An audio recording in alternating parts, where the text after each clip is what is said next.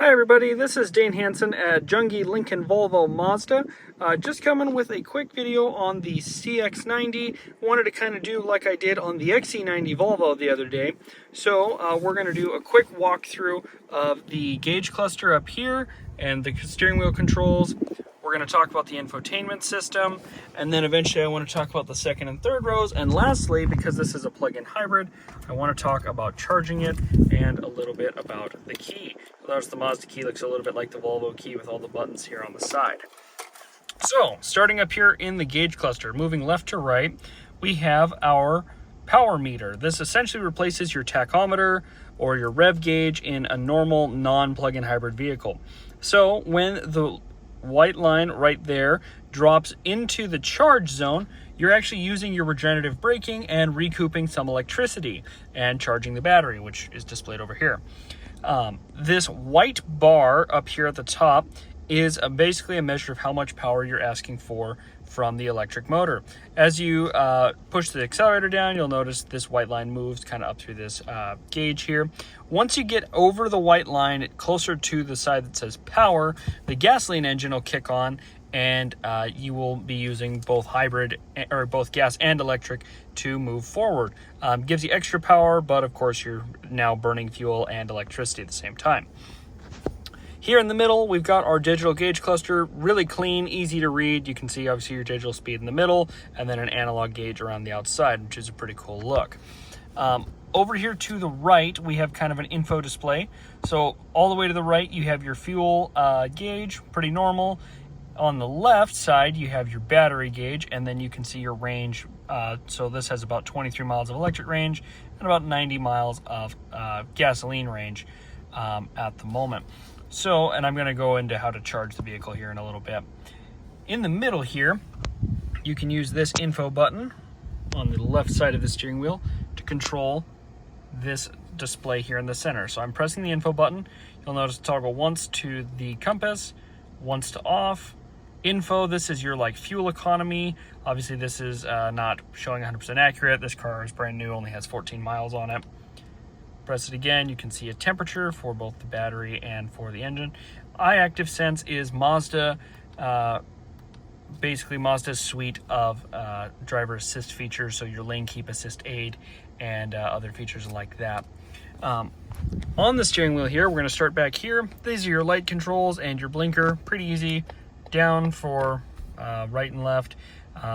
Does have an auto setting, which you can use 99% of the time. And then over here on the end, once my camera focuses, we've got an auto button. So when your headlights are on, you press that button. It won't activate right now because the headlights aren't actually on, but you'll see, if I turn this to on, see this little green symbol up here showing that the headlights are on. Push this button, and if it was dark out, the headlights would, you would see an automatic headlight symbol come up there, which will auto dim as it contacts other people's headlights or street lights and stop you from brightening people, which is nice. Keeps things a little easier. Moving over here to the middle, we've got our infotainment system. So Mazda is different from most manufacturers in that this display up here is not actually a touchscreen, unless you are using Apple CarPlay or Android Auto. Now obviously I don't have a phone connected at the moment. When you have Apple CarPlay or Android Auto connected, it'll look just like you're used to, except for you will then be able to interact with it as a touchscreen. You can still, however, use the Mazda rotary dial down here. Now, this setup here is a little bit to get used to, but pretty easy once you figure it out. The reason Mazda uses this dial instead of making this a full-time touchscreen is they want you engaged in the driving position. So when you're sitting here in the driver's seat and looking out like this is the ideal place for you to be, to have your eyes on the road, the information in front of you. Normally, if you want to look at the touchscreen, you have to come way down over here. But with Mazda, you're able to just kind of flick your eyes to the right, and instead of having to lean to push a button, you can rest your arm right here on the center console like so, grab a hold of this dial. So, just to demonstrate, if I turn the dial to the right, I'll move down. If I turn it to the left, I will move up. Entertainment is your radio, communication is your phone. Navigation, most Mazdas say navigation. I'm going to go ahead and push this thing down, like a button to select, and then you'll see this menu. So these are nav capable, but in order to use built-in Mazda navigation, you have to open this which has 2 buttons here, split open, pretty cool.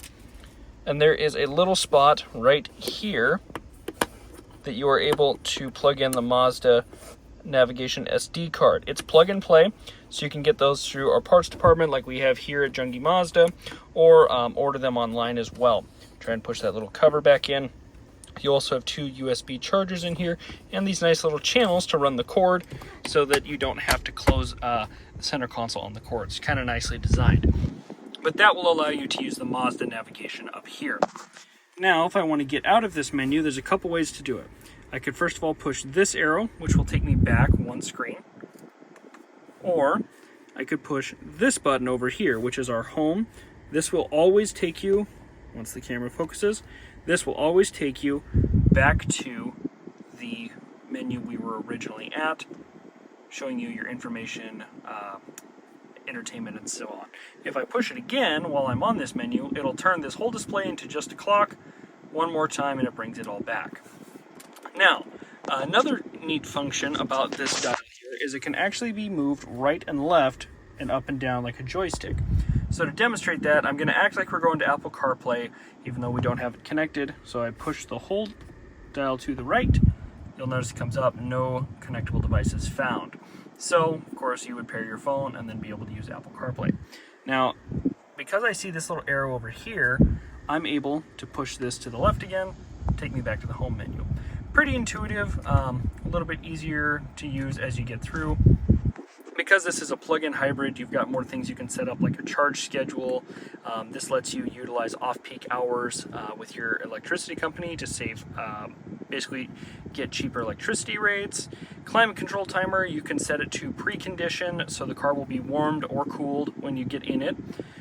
Charge limit basically just tells you if you want to set less than a full charge. Say you're going to be driving on the highway and want to charge the battery with the engine a little bit.